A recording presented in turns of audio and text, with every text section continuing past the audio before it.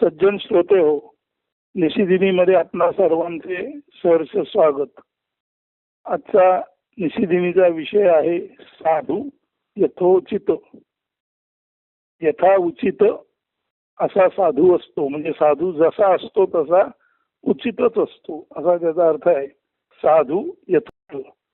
काव्य वाचून दाखवतो, अर्थ सांगतो आणि त्यानंतर परत एकदा काव्य वाचून हे निरूपण समाप्त करतो. तर आजच्या निशिदिनीचं शीर्षक आहे साधू यथोचित.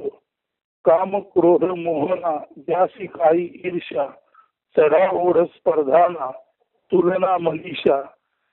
काया माया मोहना ज्यासी पडे कदा भूल, स्थूल सूक्ष्मातीत साधू निर्व्याज बाल. लोक जग व्यवहारापासून असे सदा दूर, स्थितप्रज्ञ साधू लक्षी सदा ब्रह्म सर्व दूर. सर्व दूर पाही तत्वता नजीक ना दूर, इथे तिथे मी ते अवघे जा ब्रह्म महामूर.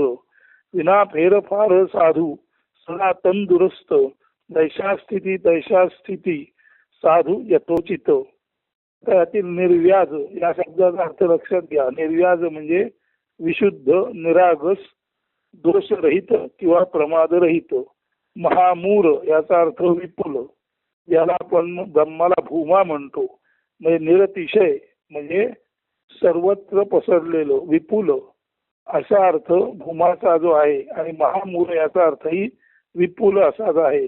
फेरफार म्हणजे फेरबदल किंवा दुरुस्ती. तंदुरुस्त म्हणजे शरीर मनस्थिती योग्य असणे, याला तंदुरुस्त म्हणतात. यथोचित जसा आहे तसा उचित. साधू जसा असतो तसा उचितच असतो.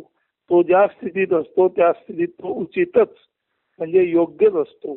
अशा अर्थी साधू यथोचित असे काव्य आहे आणि त्या साधूचे गुण सांगितलेले आहेत. काम क्रोध मोहना ज्यासी काही ईर्ष्या, चढा ओढ स्पर्धाना तुलना मनीषा. काम क्रोध मोह ईर्ष्या म्हणजे दुसऱ्याबद्दल मत्सर वाटणे, चढाओढ करावीशी वाटणे, स्पर्धा, तुलना अशा तऱ्हेची कुठलीच मनीषा साधूजवळ नसते. म्हणून काम क्रोध मोहना ज्यासी काही ईर्ष्या, चढाओढ स्पर्धाना तुलना मनीषा. कुणाशी चढाओढ करावी, स्पर्धा करावी, कुणावर तुलना करावी अशी इच्छा साधूला नसते. त्याचप्रमाणे काम क्रोध मोह आणि ईर्ष्या, हेवा, मत्सर असं काही साधूजवळ नसतं. दुसरं कडवं सांगतो, काया माया मोहना ज्यासी पडे कदा भूल, स्थूल सूक्ष्मातीत साधू निर्व्याज बाल. काया माया शरीर रूपी ही जी माया आहे, त्या काया मायेचा मोह, शरीर रूपी मायेचा मोह साधूजवळ नसतो. म्हणून साधू देह आणि देहबुद्धी याच्या पलीकडे असतो. काया मोहना ज्यासी पडे कदा भूल. ज्याला शरीर मायेचा मोहच नाही त्याला या विश्वात कधीच भूल पडत नाही. कधी तो या विश्वामध्ये भ्रमित होत नाही, फसत नाही. स्थूल सूक्ष्मातीत साधू निर्व्याज बाल. साधू स्थूल आणि सूक्ष्म याच्या पलीकडे असतो आणि स्थूल सूक्ष्मातीत हा जो साधू असतो तो एखाद्या ट्रान्स मध्ये, उन्मनी भावामध्ये असतो आणि खऱ्या अर्थाने तो निर्व्याज बाल, निरागस अशा बालकासारखा साधू असतो. लोक जग व्यवहारापासून असे सदा दूर, स्थितप्रज्ञ साधू लक्षी ब्रह्म सर्व दूर. लोक व्यवहार आणि जगव्यवहारापासून साधू नेहमीच फार दूरवर असतो. तो स्थितप्रज्ञतेने साक्षीत्वामध्ये केवळ आणि केवळ सर्व दूर म्हणजे सर्वत्र पसरलेलं, ज्याला आपण ऑमनी प्रेझेंट म्हणतो, सर्व व्याप्त जे ब्रह्म असतं तेच साधू आपल्या स्थितप्रज्ञ बुद्धीने साक्षीत्वाने पाहत असतो. आणि लोकव्यवहार, जगव्यवहार, जनव्यवहार यापासून साधू कायमस्वरूपी कोसो दूर असतो. सर्व दूर पाही तत्वता नजीक ना दूर. साधू जवळ पाहतो किंवा दूर पाहतो असं नाही, तर नजीक आणि दूर हे ज्यात मिसळलेलं आहे. अशा सर्व तऱ्हेच्या विरोधी भावना किंवा द्वैत किंवा अनेकत्व नष्ट झालेली अशी जी स्थिती आहे त्या सर्व दूर म्हणजे सर्वात लांबवर सर्वत्र पसरलेल्या अशा अवकाशाकडे अशा ब्रह्माकडे साधू पाहतो. तो नजीक किंवा दूर, तो जवळ पाहतो किंवा दूर पाहतो असं नाही. तो तर सर्वच गोष्टी, सर्व दूर पसरलेलं ब्रह्म, ब्रह्मचेतना अशी तो पाहत असतो. इथे तिथे मी ते अवघे ज्या ब्रह्म महामूर. आता इथे तिथे आणि मी ते याचा संदर्भ आहे पूर्णात पूर्ण अदम पूर्णमिदम. इदम म्हणजे इथे आणि अदम म्हणजे तेथे. हे जे पूर्ण ब्रह्म आहे ते इथे म्हणजे जवळ सुद्धा ब्रह्मच आहे आणि तिथे म्हणजे लांबवर सुद्धा ब्रह्मच आहे.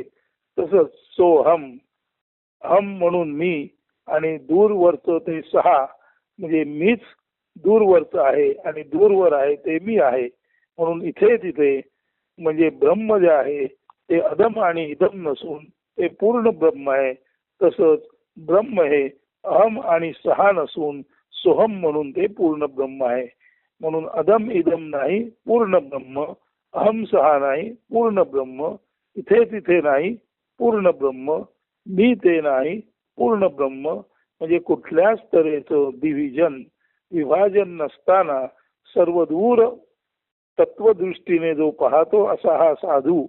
तो नजीकचं पाहतो का दूरचं पाहतो असं नाही. तो सर्व दूर सर्वत्र पूर्ण साक्षीत्वाने आणि अर्थातच स्थितप्रज्ञ बुद्धीने पाहत असतो. त्याच्या दृष्टीने अहम आणि सहा, इदम आणि अदम हे सर्व एक आणि एकमेव महामूर ब्रह्म म्हणजे विपुल निरतिशय ब्रह्मच असते. विना फेरफार साधू सदा तंदुरुस्त. त्यामुळे साधूला त्याच्या या ब्रह्मदृष्टीमध्ये फेरफार करण्याची वेळच येत नाही. कारण ज्याची ब्रह्मदृष्टी आहे त्याची दृष्टी आणि अखिल ब्रह्म हे वस्तुतः एकच असतं. ज्याची दृष्टीच ब्रह्मा इतकी व्यापक आहे अशा व्यापक दृष्टीमध्ये काही दुरुस्ती करावी, फेरफार करावा असा प्रश्न साधूच्या तत्वदृष्टीला पडतच नाही. म्हणून विना फेरफार साधू सदा तंदुरुस्त. फेरफार दुरुस्तीच्या पलीकडे असा हा साधू असतो. तो सर्वार्थाने तंदुरुस्त असतो. ब्रह्म आणि आपण यामध्ये तो भेदच करत नाही. त्याच्या दृष्टीने केवळ आणि केवळ सर्वथैव महामूर निरतिशय भूमा म्हणजे ब्रह्मच असतं, बाकी काही नसतंच. म्हणजे ब्रह्मामध्ये ब्रह्म सोडून काहीच नाही अशा दृष्टीचा साधू असतो. त्यामुळे साधूच्या दृष्टीमध्ये, साधूच्या सृष्टीमध्ये, त्याच्या शरीरामध्ये, त्याच्या मनामध्ये, त्याच्या भावनेमध्ये फेरफार दुरुस्ती करायचा प्रश्नच नाही. तो म्हणजे केवळ आणि केवळ पूर्ण परब्रह्म म्हणजे यो वैभूमा तत्सुखम नार्थे सुखम असती. जे निरतिशय आहे ते ब्रह्मच तो पाहत असल्यामुळे अशा निरतिशय महामूर ब्रह्मातलं सुख तो अनुभवत असल्यामुळे त्याच्या सुखाला भरती ओहोटी नाही, त्याच्यामध्ये वर खाली नाही, कमी जास्त नाही, फेरफार नाही, दुरुस्ती करायची गरज नाही. अशा अर्थाने विना फेरफार साधू सदा तंदुरुस्त. नैशा स्थिती तैशा स्थिती साधू यथोचित. त्यामुळे साधू जशा स्थितीत असतो तशा स्थितीत तो यथोचितच असतो. म्हणून जैशा स्थिती आहे तैशा स्थिती आहे कवतूक तूप आहे संचिताचे. तर साधू ज्या स्थितीत असतो त्या स्थितीत संचिताचे म्हणजे ब्रह्मरूपी हे जे संचित आहे, ब्रह्मरूपी हे निरतिशय निधान आहे, साठा आहे, त्याचं कौतुक साधू आपल्या ब्रह्मदृष्टीने पाहत असतो. म्हणजे ब्रह्मदृष्टीने ब्रह्म आणणारा साधू ज्या स्थितीत असतो त्या स्थितीत ब्रह्माचं संचित म्हणजे निरतिशय महामूर विपुल अशा ब्रह्माचं कौतुक पाहत असतो. म्हणून साधू जिथे ज्या स्थितीत असतो तिथे त्या स्थितीत नेहमीच यथोचित म्हणजे अत्यंत योग्य असतो. म्हणून साधू इतका योग्य कोणीच नसतो आणि सर्वाधिक योग्य असतो तो साधू असतो.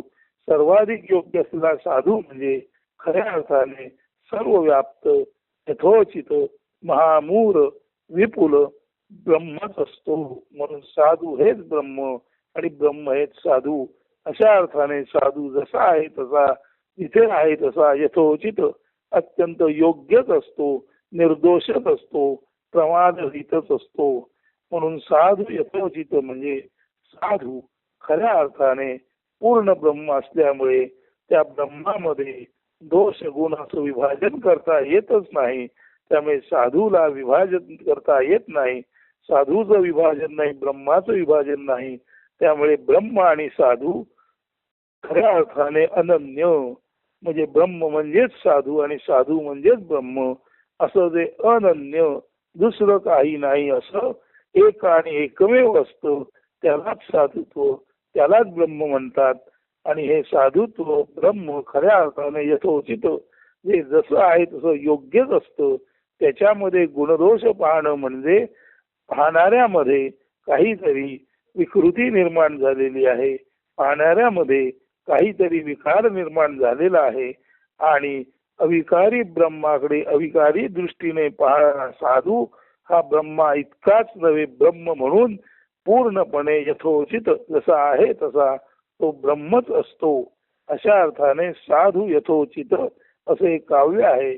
त्यामध्ये साधूचे हे जे ब्रह्मगुण आहेत, अतिशय सर्वदूर पसरलेले गुण आहेत, त्याची आपण चर्चा केलेली आहे. समजायला जरी कठीण वाटलं तरी जे काही आहे ते ब्रह्म आहे हे लक्षात आल्यानंतर माझे तुझे, वर खाली, उच्च नीच, चांगलं वाईट हे जेव्हा भेद करून पडतात तेव्हा जे पूर्ण समत्व असतं, ते पूर्ण समत्व म्हणजेच ब्रह्म, ते पूर्ण समत्व म्हणजेच साधू आणि साधुत्व. आणि अशा पूर्ण ब्रह्मामध्ये, साधू आणि साधुत्वामध्ये, पूर्ण समत्वामध्ये जे काही आहे ते अनन्य, ज्यामध्ये अन्य काही नाही, कुठलीच भेसळ नाही, असं कर्मशुद्ध असणं, याला साधू, साधुत्व, ब्रह्म आणि पूर्ण समत्व म्हणतात. म्हणून साधू यथोचित हे काव्य आपण नीट समजून घ्या. आता परत एकदा ते म्हणतो. शीर्षक आहे साधू यथोचित, आणि याच शीर्षकाचं हे निरूपण आहे. काव्य वाचून त्याचा स्पष्ट अर्थ सांगून झाला. आता पुन्हा एकदा ते काव्य नीट वाचतो, ते आपण ध्यानपूर्वक श्रवण करा आणि त्यानंतर हे निरूपण संपन्न होईल. तर ऐका. साधू यथोचित, काम क्रोध मोह ना, ज्यासी काही ईर्षा, चढा ओढ स्पर्धा ना, तुलना मनीषा, काया माया मोहना, ज्यासी पडे कदा फूल, स्थूल सूक्ष्मातीत साधू, निर्व्याज बाळ, लोक जग व्यवहारापासून असे सदा दूर, स्थितप्रज्ञ साधू लक्षी, ब्रह्म सर्व दूर पाही तत्वतः, नजीक ना दूर, तिथे तिथे मी ते अवघे, या ब्रह्म महामूढ, विना फेर फार साधू, सदा तंदुरुस्त, जैशा स्थिती तैशा स्थिती, साधू यथोचित. तर जैशा स्थिती तैशा स्थिती, साधू यथोचित, याचं भान आपल्या सर्वांना राहावं. आणि ते साधुत्व आपल्यावर ईश्वरी कृपेने त्या साधुत्वाचा वर्षाव होवो अशी ईश्वर चरणी प्रार्थना करतो. त्या ब्रह्माशीच ही प्रार्थना करतो. आणि साधू यथोचित हे निरूपण आज रोजी येथेच संपन्न करतो. धन्यवाद. अस्तु. सुदिन सुप्रभात.